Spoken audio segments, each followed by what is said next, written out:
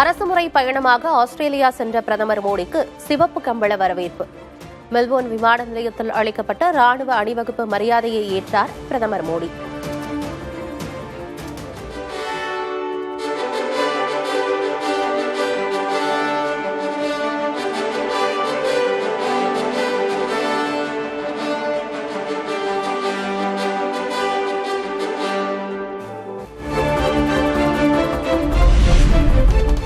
Melbourne நகரில் பிரதமர் மோடிக்கு உற்சாக வரவேற்பு அளித்த இந்திய வம்சாவளியினர்.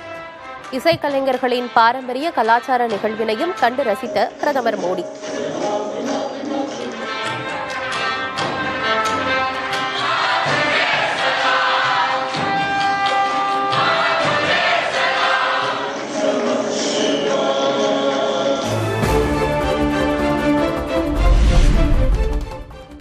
குஜராத்தின் சூரத் நகரில் மழை வெள்ளத்தால் பாதிக்கப்பட்ட இடங்களில் தொடரும் மீட்புப் பணி. குடியிருப்பு பகுதிகளில் சிக்கியவர்கள் படகுகள் மூலம் பாதுகாப்பான இடங்களுக்கு வெளியேற்றம்.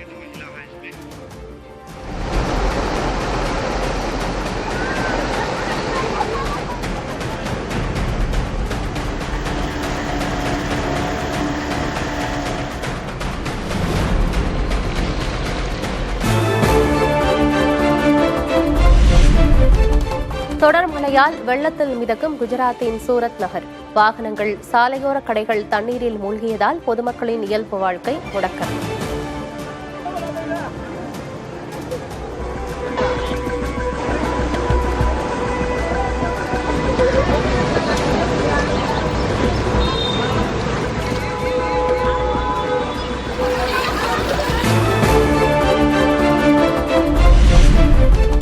ஜம்மு காஷ்மீரின் தோஹா மாவட்டத்தில் மேக வெடிப்பால் கொட்டி தீர்த்த கனமழை. குடியிருப்பு பகுதிகளில் ஏற்பட்ட மண் சரிவால் பொதுமக்களின் இயல்பு வாழ்க்கை பாதிப்பு.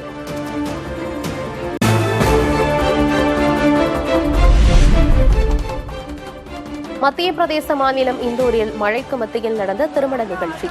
மணமகளை கையில் தூக்கி சென்று திருமண சடங்குகளை நிறைவேற்றிய மணமகன்.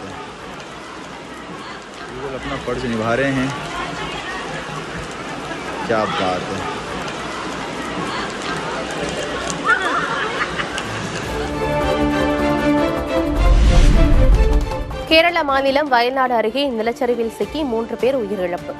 தேசிய பேரிடர் மீட்புப் படை, காவல்துறை மற்றும் தீயணைப்புத்துறை இணைந்து 2வது நாளாக மீட்புப் பணி.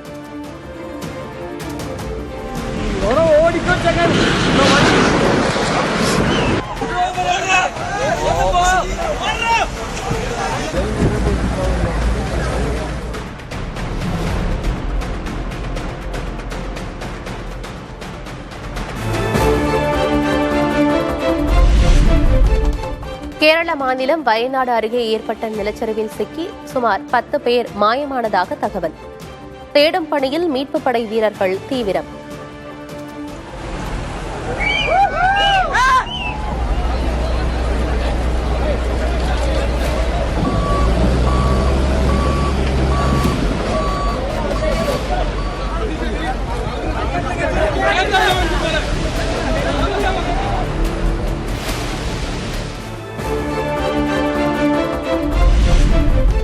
வயநாடு கல்லாடியில் பேருந்துக்காக காத்திருந்தவர்கள் சுதாரித்துக் கொண்டு உயிர் தப்பியது எப்படி?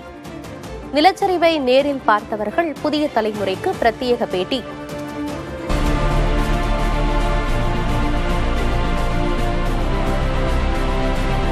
நாங்க லாரிக்கு பின்னாடி இருந்தோம்னா எங்களை காப்பாத்திருக்க முடியாது. லாரிக்கு இங்கிட்டு இருக்கும்போ லாரி வந்து எங்களை காப்பாத்திருக்கு, தெய்வம் மாதிரி வந்து காப்பாத்திருக்க எங்களை, அவ்வளவுதான்.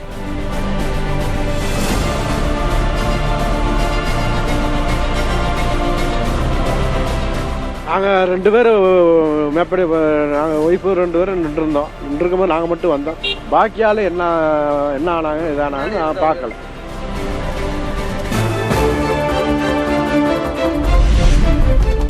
நிலச்சரிவால் பாதிக்கப்பட்ட வயநாட்டில் கேரள முதல்வர் வி.டி. சதீசன் நேரில் ஆய்வு. தேடுதல் மற்றும் மீட்புப் பணிகளை விரைவுபடுத்த அதிகாரிகளுக்கு அறிவுறுத்தல்.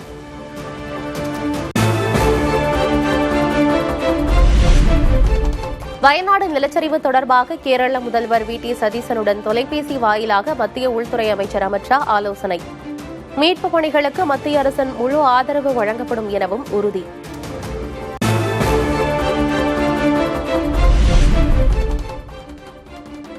வயநாட்டில் 2024ஆம் ஆண்டு நிலச்சரிவு நடந்த இடத்திற்கு அருகே மீண்டும் நிலச்சரிவு. மாநில அரசின் எச்சரிக்கையையும் மீறி சுரங்கப் பணி மேற்கொண்டதால் ஏற்பட்ட பேரிடர்.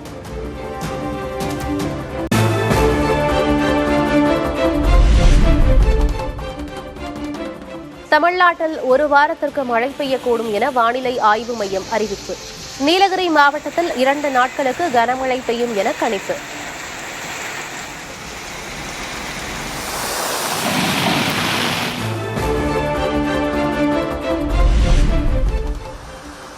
சென்னையில் நகரின் ஒரு சில இடங்களில் 2 நாட்களுக்கு மழை பெய்ய வாய்ப்பு. அதிகபட்ச வெப்பநிலை 38 டிகிரி செல்சியஸை ஒட்டியிருக்கும் என வானிலை மையம் அறிவிப்பு.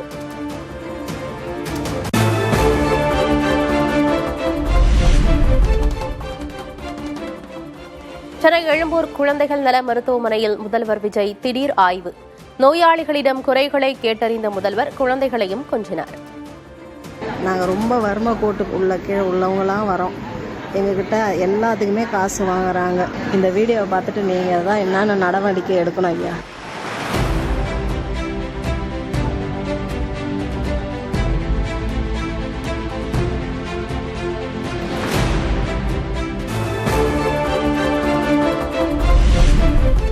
சென்னை தலைமைச் செயலகம் வளாகத்தில் உள்ள சிசிடிவி கேமராக்களை சரிபார்க்கும் பணியில் காவல்துறை தீவிரம். முதல்வரிடம் பொதுமக்கள் நேரடியாக மனு அளித்து வரும் சூழலில் பாதுகாப்பு நடைமுறைகளில் கூடுதல் கவனம் செலுத்த முடிவு.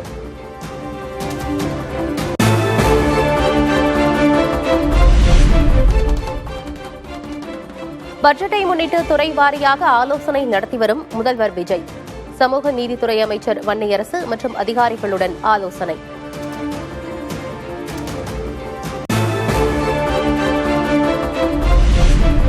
சமூக நீதித்துறைக்கு கூடுதல் நிதி ஒதுக்கீடு செய்ய முதல்வர் விஜய் ஒப்புதல். சமூக நீதித்துறை ஆலோசனை கூட்டத்துக்கு பிறகு அமைச்சர் வன்னியரசு பேட்டி. மாண்புமிகு முதல்வர் அவர்கள் எங்களுடைய துறையினுடைய கோரிக்கைகள், எங்கள் துறையினுடைய பிரச்சனைகள் எல்லாவற்றையும் பேசி அடுத்த கட்டத்திற்கு அதை சிறப்பாக செய்வது, கூடுதலாக நிதி கேட்டிருக்கிறோம், அதையும் செய்வதாக சொல்லியிருக்கிறார்கள்.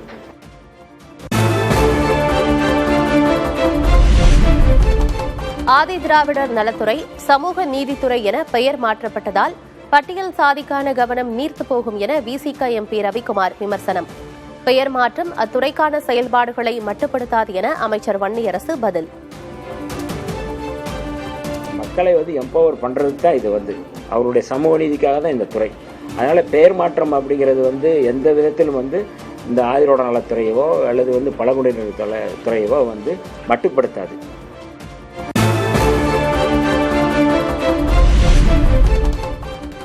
விசிக தலைவர் திருமாவளவன் நிலைப்பாட்டை கிண்டல் செய்த மதிமுக பொதுச் செயலர் வைகோ. தாவேக அமைச்சரவையில் இருந்தாலும் திமுகவுடன் நட்பு தொடர்வதாக சொன்னதற்கு நோபல் பரிசே கொடுக்கலாம் என்று பேட்டி. தாவேக அமைச்சரவையில் நாங்கள் விசிக இடம் பற்றியிருந்தாலும் ஸ்டாலினுடன் கருத்து பங்கேற்பு நாங்கள் தொடர்ந்து இருந்து கொண்டிருந்து தொழிற்சங்கத்தின் கருத்தை பதிவு செஞ்சிருக்கோம். இதை பற்றி உங்க நிலைப்பாடு? நோபல் பரிசு கொடுக்கப்பட வேண்டிய கருத்து, அவ்வளவுதான்.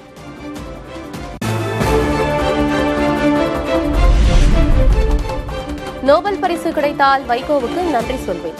கிண்டல் அடித்த வைகோவுக்கு பதில் சொன்ன திருமாவளவன். அவருடைய பரிந்துரைக்கு நன்றி. நோபல் பரிசு கிடைத்தால் அவருக்கு நன்றி சொல்லுவேன். அவருடைய பரிந்துரைக்கு நன்றி. நோபல் பரிசு கிடைத்தால் அவருக்கு நன்றி சொல்லுவேன்.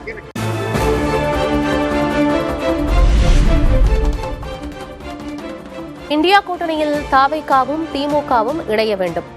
என் கருத்தை புரிந்து கொள்ள முடியாதோரை விமர்சிப்பார்கள் என திருமாவளவன் பேட்டி.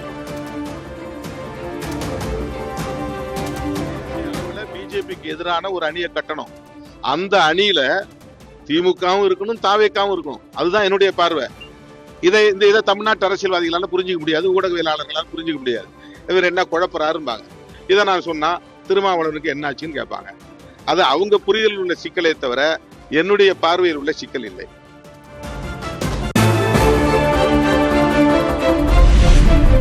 தாவேக எம்எல்ஏவிடம் பேரம் பேசியதாக கைது செய்யப்பட்ட 5 பேருக்கு போலீஸ் காவல். 2 நாட்கள் காவலில் எடுத்து விசாரிக்க சென்னை முதன்மை அமர்வு நீதிமன்றம் அனுமதி.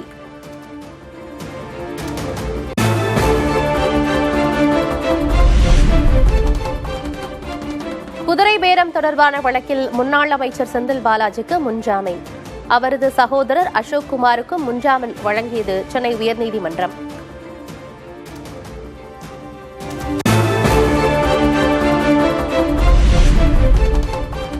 திருவல்லிக்கேணி காவல் நிலையத்தில் தினமும் காலை மாலையில் கையெழுத்திட வேண்டும்.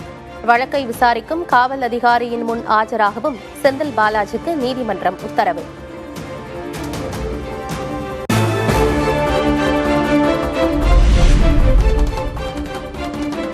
திருச்சி மாவட்ட நிர்வாகிகளோடு அதிமுக பொதுச் செயலர் எடப்பாடி கே பழனிசாமி ஆலோசனை. தேர்தல் தோல்வி, கட்சியின் ஆக்கப்பூர்வமான வளர்ச்சிப் பணிகள் குறித்து கலந்துரையாடல்.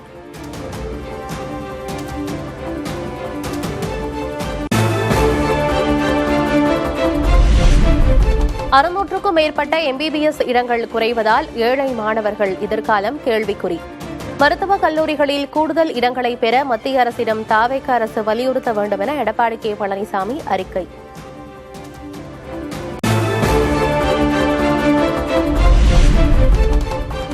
அரசு ஒதுக்கீட்டுக்கான MBBS மாணவர் சேர்க்கை இடங்கள் பறிபோகும் நிலை ஏற்பட்டுள்ளதாக பாமக தலைவர் அன்புமணி குற்றச்சாட்டு. தமிழ்நாட்டில் 6 புதிய அரசு மருத்துவக் கல்லூரிகளை தொடங்கவும் வலியுறுத்தல்.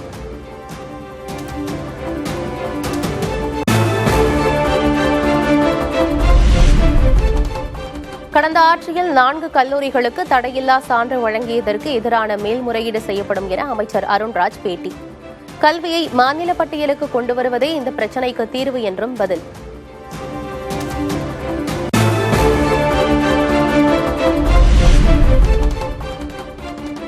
புதிய ரேஷன் அட்டை விநியோகம் 2 அல்லது 3 வாரங்களில் தொடங்கப்படும். உணவுத்துறை அமைச்சர் வெங்கடரமணன் உறுதி.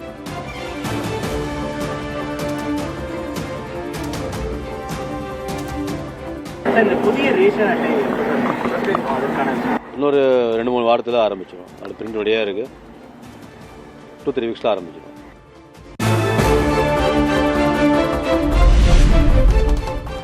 பள்ளியில் அமைச்சர் கீர்த்தனா ஆய்வு செய்தது மரபுதான் என அமைச்சர் ராஜ்மோகன் பதில். ஒரு அக்கா போன்றுதான் கீர்த்தனா பேசியதாகவும் பேட்டி.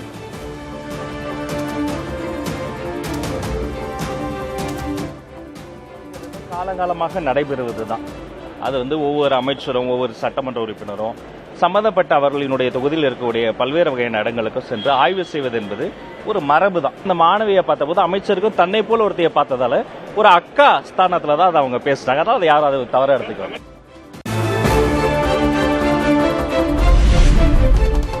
கரூரில் நெரிசலில் இறந்தோர் குடும்பத்திற்கு அரசு வேலை தருவதற்கு எதிராக உயர்நீதிமன்ற கிளையில் மனு. உச்சநீதிமன்றத்தில் வழக்கு விசாரிக்கப்படும் நிலையில் அவசர வழக்காக விசாரிக்க மறுப்பு.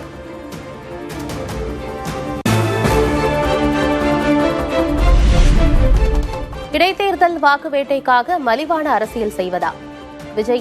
முதல்வர் விஜயின் கரூர் பயணத்தை கடுமையாக விமர்சித்த சீமான்.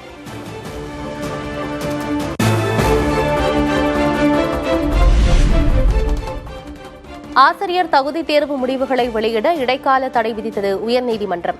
பொதுப்பிரிவினருக்கான குறைந்தபட்ச மதிப்பெண்ணை 50% குறைக்க கோரிய வழக்கில் கொள்கை முடிவை தெரிவிக்க அரசுக்கு உத்தரவு.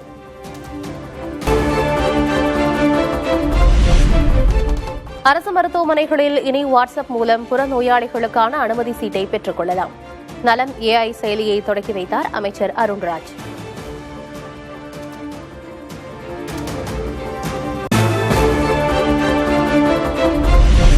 கூடங்குளம் அணுமின் நிலையத்தில் முதலாவது அணு உலையில் தொழில்நுட்ப கோளாறு. 1000 மெகாவாட் மின் உற்பத்தி பாதிக்கப்பட்டதால் சீரமைக்கும் பணி மும்முரம்.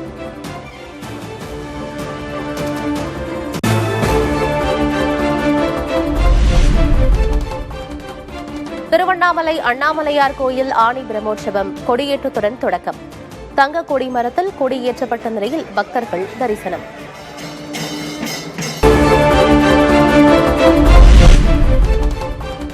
சென்னையை தொடர்ந்து மதுரையில் வாகன ஓட்டிகளை அச்சுறுத்தும் பைக் ரேசர்கள்.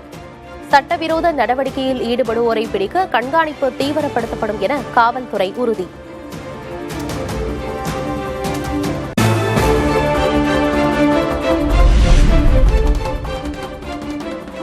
திருவாரூர் அருகே தொழில் போட்டி காரணமாக 5 பேருக்கு அரிவாள் வெட்டு. 8 பேர் மீது வழக்கு பதிவான நிலையில் 5 கைது செய்து காவல்துறை விசாரணை.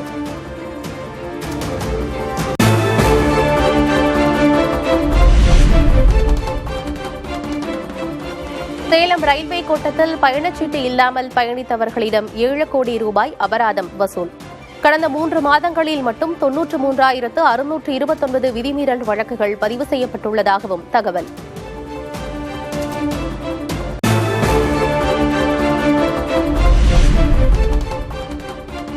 விளாத்திக்குளம் அருகே குடியிருப்பு பகுதிக்கு அருகே செயல்பட்டு வரும் மதுபான கடையை மூடக்கோரிய வழக்கு. மனுவை பரிசீலித்து 8 வாரங்களில் உரிய உத்தரவு பிறப்பிக்க தூத்துக்குடி மாவட்ட ஆட்சியருக்கு உயர்நீதிமன்ற மதுரை அமர்வு உத்தரவு.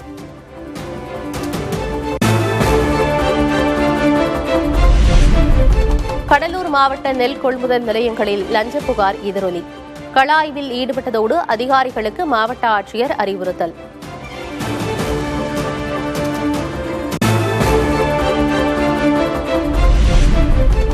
சென்னையில் ஆபரண தங்கம் விலை தொடர்ந்து சரிவு. சவரனுக்கு 1200 ரூபாய் குறைந்து 1,06,000 ரூபாய்க்கு விற்பனை.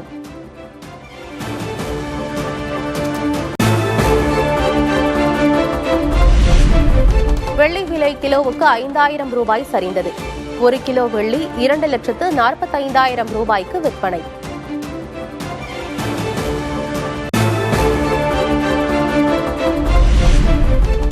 ககன்யான் திட்டத்தின் அடுத்த கட்ட சோதனை வெற்றி. மனிதர்களை பாதுகாப்பாக தரையிறக்கும் பாராசூட் வெற்றிகரமாக சோதிக்கப்பட்டதாக இஸ்ரோ அறிவிப்பு.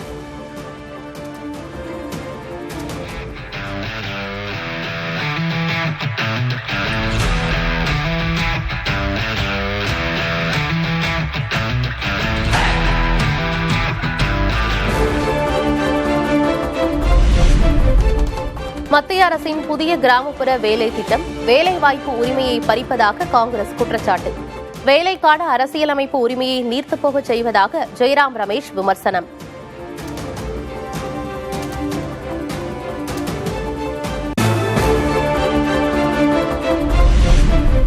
மேற்கு வங்கத்தில் மம்தா பானர்ஜி பங்கேற்ற சாலை பேரணியில் முட்டை வீச்சு.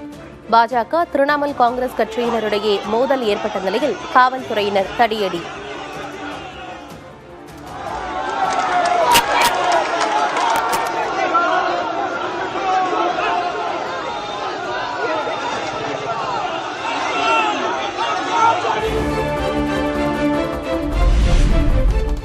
மேற்கு வங்கத்தில் 12 வயது சிறுமி பாலியல் வன்கொடுமை செய்யப்பட்ட வழக்கின் முக்கிய குற்றவாளி என்கவுண்டரில் சுட்டுக்கொலை.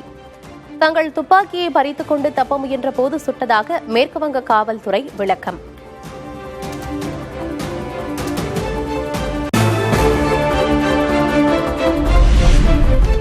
மத்திய அமைச்சர் தர்மேந்திர பிரதான் ராஜினாமா செய்யக்கோரி 11வது நாளாக சோனம் வாங்சுக் உண்ணாவிரத போராட்டம். எடை 7 கிலோ குறைந்துள்ளதாக பரிசோதனைக்கு பின் மருத்துவர்கள் அறிக்கை.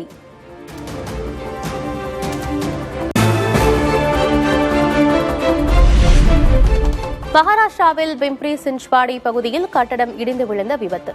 இடிபாடுகளில் சிக்கிக் கொண்டவர்களை மீட்கும் பணியில் பேரிடர் குழுவுடன் ராணுவம் கைகோர்ப்பு.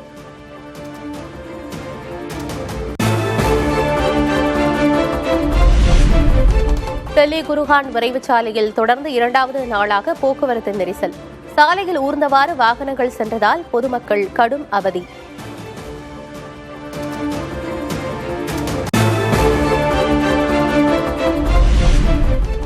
சீனாவின் பல்வேறு மாகாணங்களை புரட்டி போட்ட கனமழை வெள்ளம். பாதிக்கப்பட்ட பகுதிகளிலிருந்து சுமார் 1 லட்சம் பேர் பாதுகாப்பான இடங்களுக்கு வெளியேற்றம்.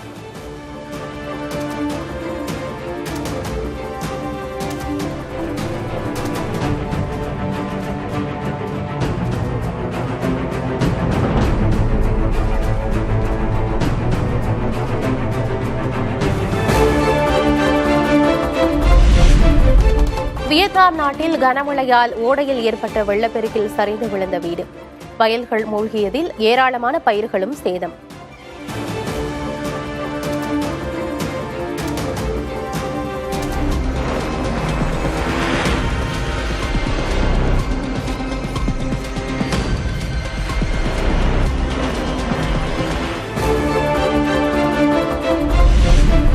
ஈரானுடன் போர் நிறுத்த ஒப்பந்தம் முடிவுக்கு வந்துவிட்டதாக அமெரிக்க அதிபர் டிரம்ப் அறிவிப்பு. இரு நாடுகளும் மீண்டும் தாக்குதல்களை தொடங்கிய நிலையில் மேற்காசியாவில் மீண்டும் அதிகரிக்கும் போர் பதற்றம்.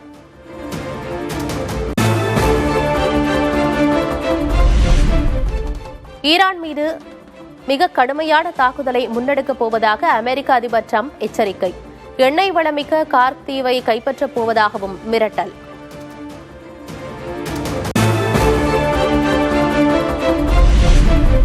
ஹோர்முஸ் நீரிணையை மீண்டும் மூட ஈரான் அரசுக்கு அந்நாட்டு மக்கள் வலியுறுத்தல். இலக்கு இனி எதுவும் இல்லை என்ற நிலையில் முழு மூச்சுடன் அமெரிக்காவுக்கு பதிலடி தர வலியுறுத்தல்.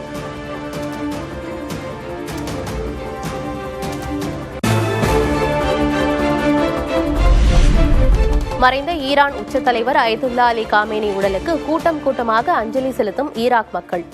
காமேனியின் மறைவு தங்களுக்கு பேரிழப்பு என பலரும் கண்ணீர் மல்க கருத்து.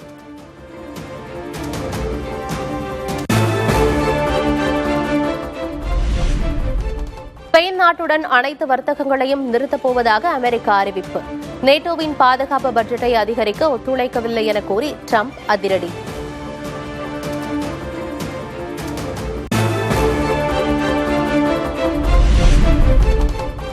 துருக்கி தலைநகர் அங்காராவில் நடைபெறும் நேட்டோ நாடுகளின் தலைவர்கள் கூட்டம்.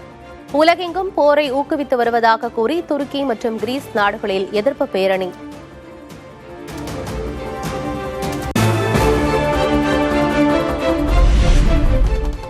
அமெரிக்கா ஈரான் மோதல் தீவிரமடைந்துள்ள நிலையில் கச்சா எண்ணெய் விலை ஒரே நாளில் 6% உயர்வு. சென்செக்ஸ் 1600 புள்ளிகள் வீழ்ச்சி. முதலீட்டாளர்களுக்கு 7 லட்சம் கோடி ரூபாய் இழப்பு.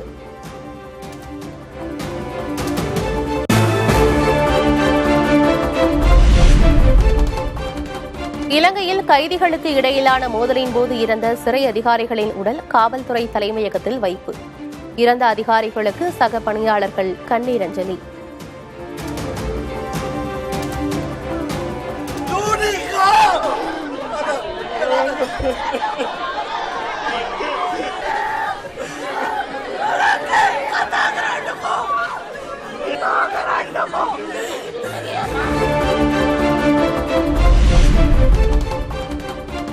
எலான் மஸ்கின் ஸ்டார்லிங்க் இணையதள சேவை உதவியுடன் ரஷ்யா மீது ட்ரோன் தாக்குதல்களை தொடுக்கும் உக்ரைன். சக்தி வாய்ந்த மின்னணு சாதனங்கள் மூலம் ஸ்டார்லிங்க் கட்டமைப்பை முடக்க ரஷ்யா முயற்சிப்பதாக தகவல்.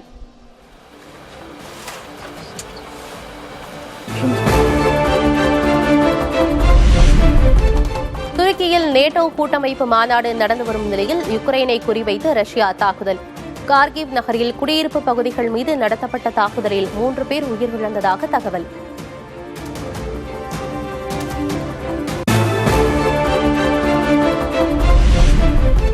அசோவ் கடலில் பயணித்த 9 ரஷ்ய கப்பல்கள் மீது யுக்ரைன் தாக்குதல். ட்ரோன் மூலம் நடத்தப்பட்ட தாக்குதல் காட்சி வெளியீடு.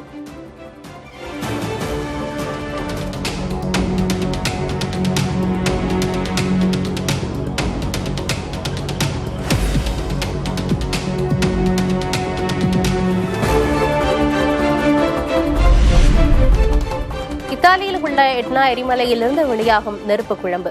மீண்டும் மலை இடுக்குகளுக்குள் வளைந்தோடும் நெருப்பு குழம்பை ரசித்து பார்க்கும் மக்கள்.